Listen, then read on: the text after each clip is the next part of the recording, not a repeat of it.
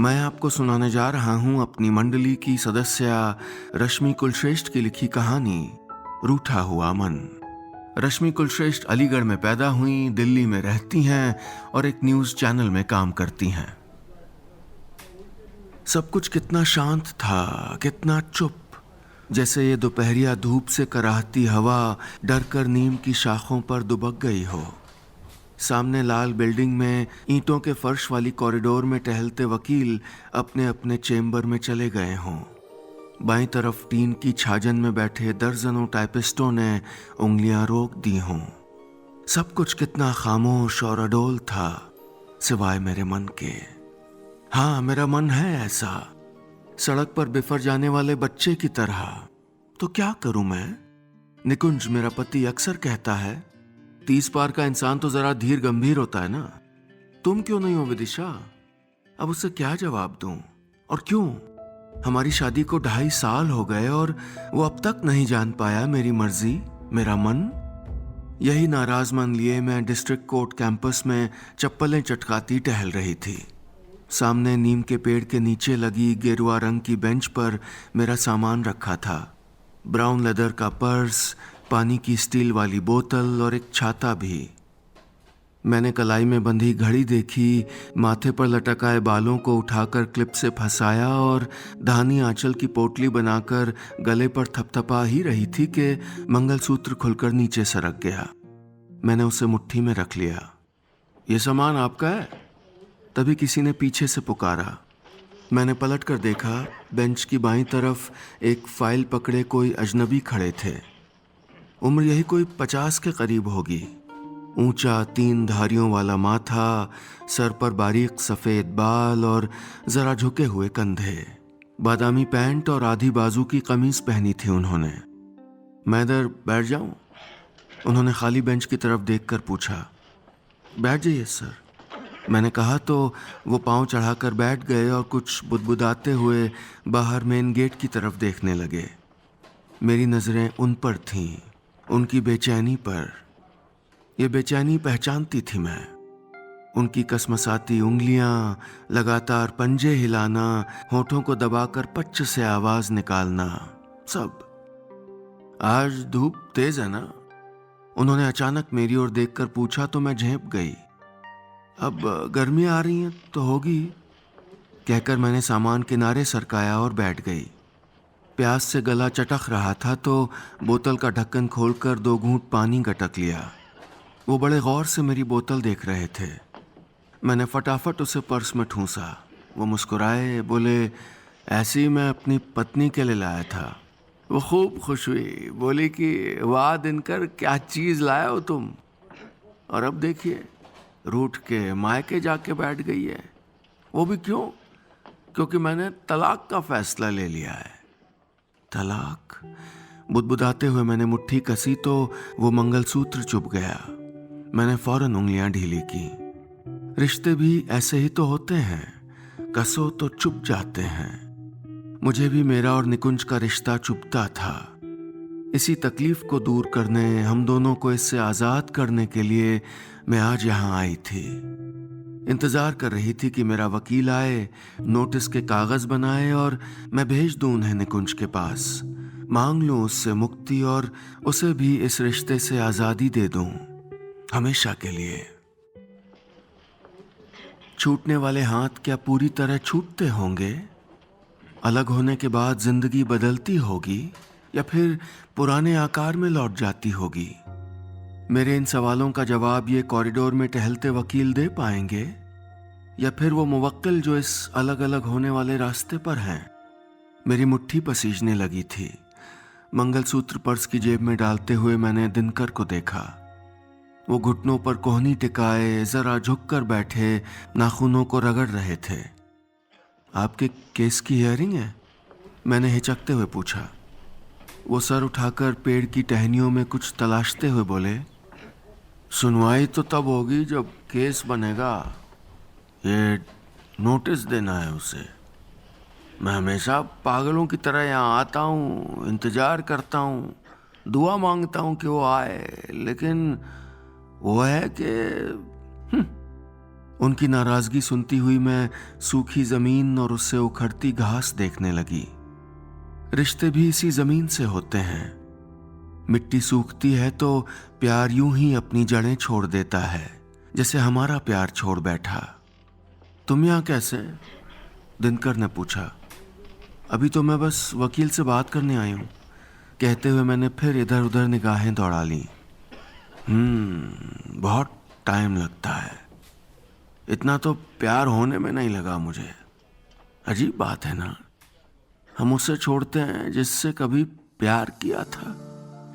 उन्हें सुनते हुए मेरे कानों में एक शब्द अटक गया, प्यार, और अतीत से आती गूंज मुझे अपनी तरफ खींचने लगी। 3 साल पीछे जब मैं और निकुंज पहली दफा मिले थे। वो इतवार की शाम थी। निकुंज का परिवार रिश्ते की बात करने हमारे घर आया था। ड्राइंग रूम में दोनों परिवार दुनियादारी की बातें कर रहे थे और मैं निकुंज के साथ बालकनी में खड़ी थी।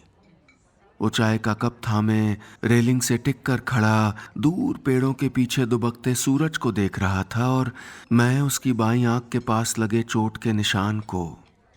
नाम, पढ़ाई, जॉब जैसी बातें करने के बाद वो चुप हो गया, लेकिन मेरा मन खुदबुदा रहा था कि वो कुछ पूछे।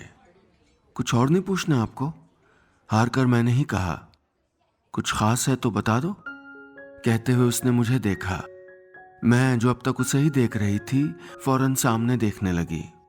मुझे कुकिंग का शौक नहीं है, घूमना फिरना पसंद है, थोड़ी मनमौजी हूँ। घर वाले कहते हैं कि लाड़ ने बिगाड़ दिया है, बट मुझे लगता है कि ये मेरा बेसिक नेचर है। कहते हुए मैंने उसको देखा।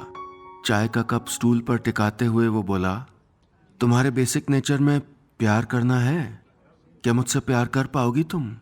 मैंने एक लंबी सांस खींचकर सर हिला दिया। उसने झुककर मेरी कलाई पकड़ी। मेरी उभरी नब्ज यूं फड़की जैसे दिल उतर कर वहीं आ गया हो।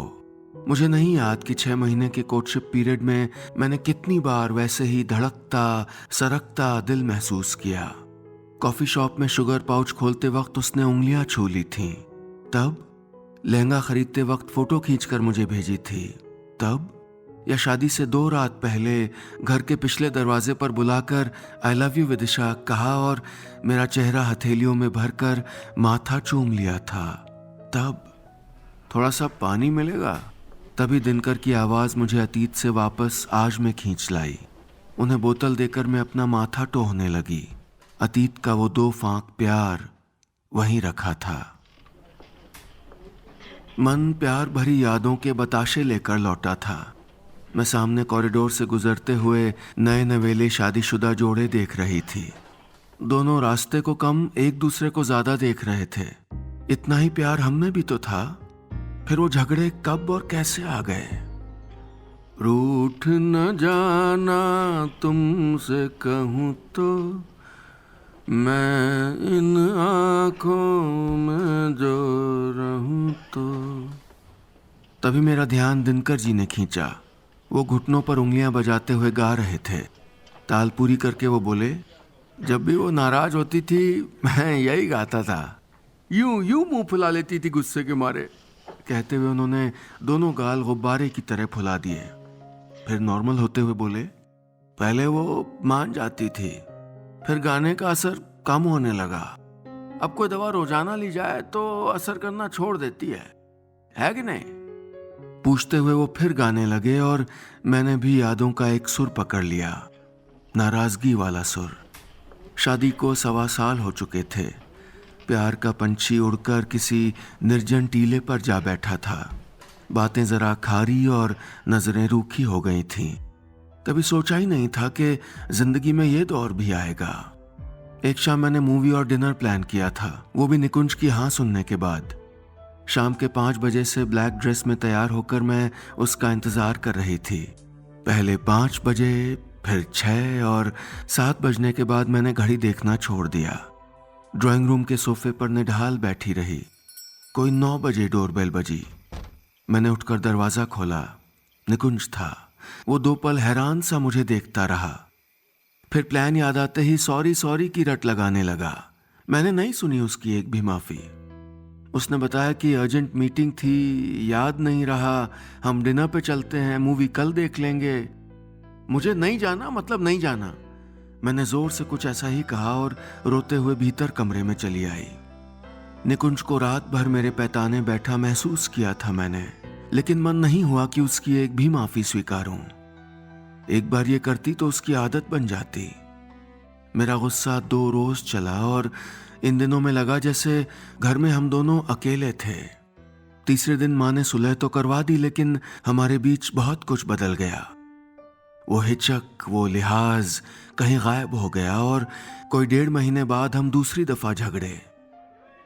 उस रात निकुंज के दोस्त के यहाँ पार्टी थी। ड्रेस कोड ट्रेडिशनल था और मेरा साड़ी पहनने का मन नहीं था। मैं रेड गाउन पहन के गई। हाँ, पार्टी में ऑड लग रही थी, लेकिन सबसे प्यारी भी। सबने कॉम्प्लीमेंट किया सिवाय निकुंज के। भीड़ के बीच स्नैक्स काउंटर के पास उसने झुककर इतना पूछा, साड़ी क्यों नहीं पहनी तुमने? मेरी मर्जी, डोंट क्रिएट अ सीन। मैंने तुनक कर कहा और वो चिढ़ गया। 3 रोज हम नाराज रहे और चौथे रोज मैं मायके चली आई, वो भी ये तय करके कि अब वापस नहीं जाऊंगी। घर वालों को भी कुछ नहीं बताया। अगले ही दिन निकुंज घर चला आया और सबसे चुरा कर उसने मुझसे पूछा था, घर चलोगी विदिशा? तभी मेरी बाह को छूती सरसराती कुछ नीम की पत्तियां गिरी। मैं चौंक कर वापस वर्तमान में आ गई। निकुंज और उसका सवाल अतीत में छूट गया और मैं इस बेंच पर बैठी अपना जवाब, मेरी हां, दोहरा रही थी। बेंच पर नीम की उदास पीली पत्तियां बिखरी थीं। दिनकर उन्हें इकट्ठा करके किसी आकार में लगा रहे थे। मैंने जरा उचक कर उसे देखने की कोशिश करते हुए पूछा, क्या कर रहे हैं? उन्होंने फौरन उसे बिगाड़ दिया। फिर हथेली झाड़कर मुंह बिचकाते हुए बोले, उसका नाम लिख रहा था, सुभाषिनी। वैसे सालों से मैंने उसे अजी सुनती हो चारू की मम्मी यही पुकारा था। चारू आपकी बेटी? मैंने पूछा तो उन्होंने हाँ में सर हिला दिया। बोले, जब हमारे बीच झगड़ा होता था तो मैं चारू को लेके मायके चला जाता था। आप जाते थे मायके? मैंने हैरानी से पूछा। हाँ, बदलते जमाने के पति थे हम। परंपराएं बदलने में विश्वास था हमें। वो शाही अंदाज में हाथ उठाकर बोले तो मुझे हल्की सी हंसी आ गई। मुस्कुराती अच्छा हो तुम, उन्होंने कहा। मैं सुन्न हो गई। निकुंज भी कहता था, you have a lovely smile, I like it. फिर उसने कहना बंद कर दिया। धीरे धीरे मैं भी भूल गई। अगर वो करता रहता तो शायद मैं मुस्कुराना याद रखती। निकुंज, तुम क्यों बदल गए? बुदबुदाते हुए मैंने उदास यादों की लंबी सांस खींच ली। 8 महीने पहले का वो अजीब वक्त सीने में अटकने लगा। अतीत फिर चुंबक सा खींचने लगा। उन दिनों मेरी देह में अनजाने से बदलाव हो रहे थे। डॉक्टर को दिखाने पर पता चला कि मैं मां बनने वाली थी। निकुंज खुश था। सबको खुशखबरी भी दे दी, वो भी बिना मुझसे पूछे कि मुझे बच्चा चाहिए भी था कि नहीं। मैं तैयार नहीं थी इस सब के लिए। अगर मैं ये बात उससे कहती तो कौन जाने वो सबको बता देता और मैं कुछ न कर पाती। उस रोज निकुंज के ऑफिस जाते ही मैं अस्पताल चली गई थी। डॉक्टर ने पूछा था, आर यू श्योर विदिशा? और मैंने अल्ट्रासाउंड स्क्रीन से अपनी निगाहें उखाड़कर हाँ कह दिया था। श्योर थी मैं। अभी बच्चा नहीं चाहिए था मुझे। नहीं मानती थी मैं खुद को इस काबिल कि उसे संभाल पाऊं। रात को जब निकुंज को सब कुछ बताया तो वो मुझे सुर्ख आंखों से देखता रहा। फिर हथेली से अपनी आंखें रगड़ते हुए बोला था, तुम कुछ दिन के लिए अपने घर चली जाओ। मैं चली गई। नाराजगी खत्म होने के बाद निकुंज बार बार आया और मैं हर बार नहीं लौटी। 6 महीनों में मैं हर रात ये सोचती रही कि हम क्यों साथ थे, कैसे काटे हमने ये 2.5 साल, और अगर मैं तलाक ले लूं तो क्या ये जिंदगी सही हो जाएगी। तभी जाने कहां से एक पन्ना उड़कर मेरे पांव पर आ गिरा। मैं वापस आज में उन सवालों का बोझ अपने कंधे पर लादे उसी बेंच पर बैठी थी। मैंने वो कागज उठाया। लाओ, मुझे दे दो वो कागज, दिनकर ने मेरी ओर हाथ बढ़ाकर कहा। मैंने दिया। वो उसे फाइल में लगाते हुए जोर जोर से बोलने लगे, सुनती हो चारू की मम्मी, ये हमें अलग करने वाले कागज हैं, तुम आओ साइन करो और मुझको छुटकारा दो। कहते हुए वो अचानक मेरी तरफ मुड़े। तुम प्रार्थना करो ना कि चारू की मम्मी आए यहाँ साइन करें और बख्श दे मुझको। करोगी ना? बोलो। वो अजीब सा कर रहे थे। मैंने घबरा कर कहा, जी जी करूंगी प्रे। उन्होंने दोनों हथेलियों के बीच कागज दबाकर हाथ जोड़े, मुझे थैंक यू कहा और मगन होकर कुछ गुनगुनाने लगे। कितने खुश थे वो, कितने मुतमईन। टूटे रिश्तों का अलग होना क्या वाकई सुकून देता होगा? कुछ खुशियां गले में ठसे की तरह लगती हैं। गुनगुनाते हुए दिनकर को अचानक ठसा लगा। वो बड़ी देर से खांस रहे थे। आंखों में पानी उतर आया था। मैंने बोतल निकालकर उनकी ओर बढ़ाते हुए पूछा, पानी पानी पिएंगे आप? उन्होंने हथेली हिलाकर मना किया और ऊपर देखने लग गए। खांसी रुक गई, लेकिन कुछ आंसू अब भी रिस रहे थे। बोतल पर्स में रखकर मैं खड़ी हुई और उनके पास आ गई। उन्होंने अपने पांव पीछे सरका लिए। मैंने जरा झुककर गर्दन तिरछी करते हुए पूछा, आप ठीक हैं? तुम ठीक हो? उन्होंने पूछा। मैं ठिठक गई। क्या होगा इस सवाल का जवाब? तलाक की दहलीज पर खड़ा इंसान कैसा होगा? शायद उन जैसा बेचैन और मुझ जैसा उलझा हुआ। तलाक क्यों लेना चाहती हो? उन्होंने पूछा। मैं वापस उसी जगह पर आकर बैठ गई और झुककर घूमा हुआ बिछुआ सीधा करने लगी। उल्टा होकर चुभ रहा था ये, जैसे बीते 6 महीने से ये रिश्ता चुभ रहा था। मैंने आंचल से उंगलियां पोंछकर कहा, हमारे बीच पहली वाली बात नहीं रही, इसलिए। पहले जैसा तो कुछ भी नहीं रहता। मेरे और मेरी पत्नी के बीच एकदम पक्का वाला प्यार था, यूं यूं जैसे। कहते हुए उन्होंने हाथों की उंगलियां कसी और फिर उन्हें दूर करते हुए बोले, अब ये जो मेरी पत्नी है वो इस रिश्ते में है ही नहीं। उसे पता था कि मैं जरा जल्दी नाराज होता हूं, तो उसे जरूरत क्या मुझको गुस्सा दिलाने की, और वो भी इतना कि मैं उससे कहूं कि मैं तुमसे तलाक लेना चाहता हूं। कहते हुए उन्होंने एक हाथ पांव के नीचे दबा लिया और हिलते हुए इधर उधर देखते रहे। मैं भी यहां वहां देखने लगी। सामने कॉरिडोर में कुछ पुलिस वाले किसी मुजरिम को लेकर जा रहे थे। थोड़ा आगे चलकर एक वकील उनके पास आया और वो सारे किसी बड़े से दरवाजे में गायब हो गए। मैं कुछ देर तक उस दरवाजे को देखती रही। ऐसे ही किसी फैमिली कोर्ट वाले दरवाजे में निकुंज और मैं जाएंगे, फिर हम दोनों अकेले आएंगे। तलाक लेना गलत नहीं है ना? उसी दरवाजे को देखते हुए मैंने पूछा। हाँ, लेकिन हमेशा सही भी नहीं होता। जैसे जिंदगी भर सड़े हुए रिश्ते को ढोना गलत है, वैसे ही जल्दबाजी में अलग होना भी गलत है। कहते हुए वो जरा चुप हुए, फिर लंबी सांस खींचकर बोले, हाँ लेकिन मैंने जल्दबाजी नहीं मचाई। कहा मैंने, सुनो चारू की मम्मी, मुझे तुमसे तलाक लेना है। फिर वो रोई, नाराज हुई और अपने मायके चली गई। तब से इंतजार कर रहा हूं कि वो आ जाए। पापा, तभी किसी ने पुकारा। मैंने पलट कर देखा। बेंच से जरा दूर एक 17-18 साल की जीन्स टी शर्ट पहने हुए लड़की खड़ी थी। यही चारू होगी। कटे बालों में दुबकी उसकी आंखों में परेशानी देख सकती थी मैं। पापा, आप फिर चले आए? पूछते हुए वो हमारे पास आ गई। आपकी मम्मी का इंतजार कर रहे हैं, मैंने कहा। उसने नज़र भर मुझे देखा और हमारे बीच की खाली जगह में बैठते हुए बोली, आई नो, ये मम्मी का वेट कर रहे हैं, अक्सर करते हैं, ये जानते हुए भी कि वो नहीं आएंगी। वो तलाक नहीं चाहती क्या? मैंने पूछा तो उसने गर्दन ना में हिलाते हुए कहा, उन्हें कभी भी अलग नहीं होना था पापा से, इसलिए छोड़ के चली गई, हमेशा के लिए। आसमान की तरफ देखते हुए उसने कहा। मेरा दिल बैठ गया। मुझे महसूस हो रही थी दिनकर की तकलीफ के छोड़कर जाने वाले लोग जिंदगी भर अलग नहीं किए जा सकते।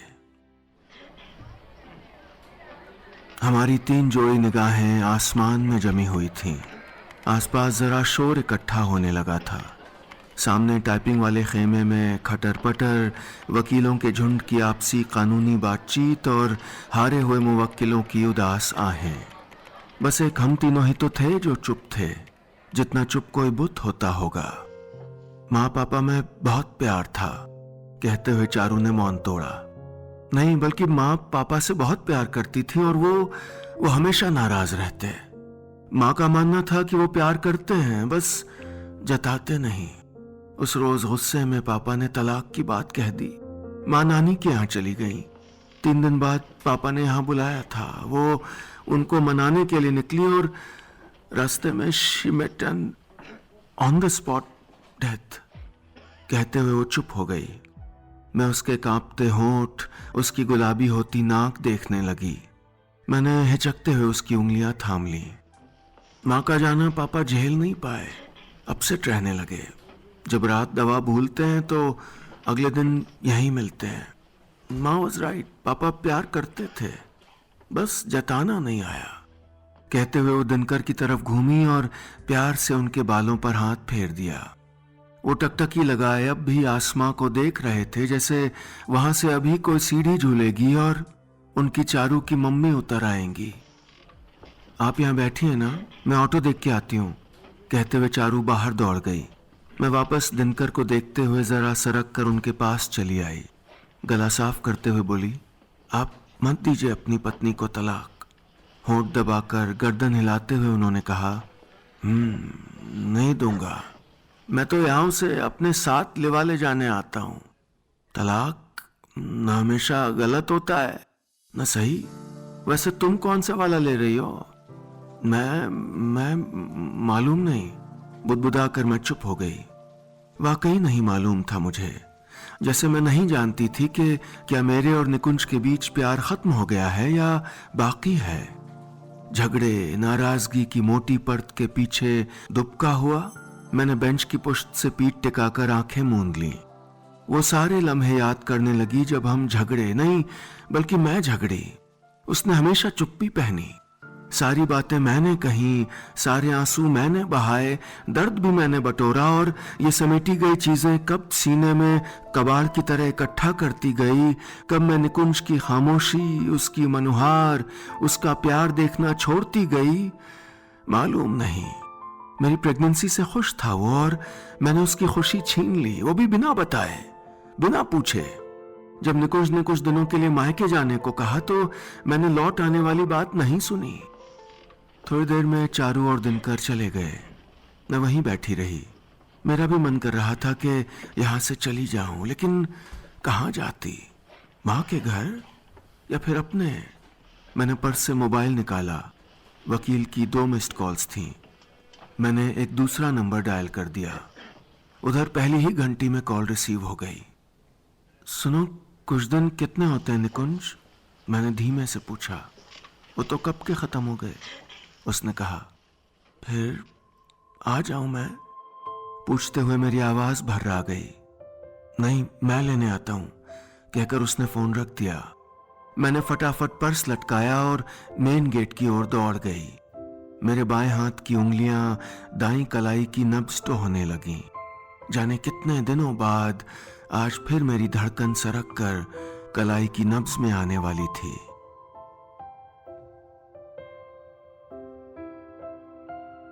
बस इतनी सी थी ये कहानी।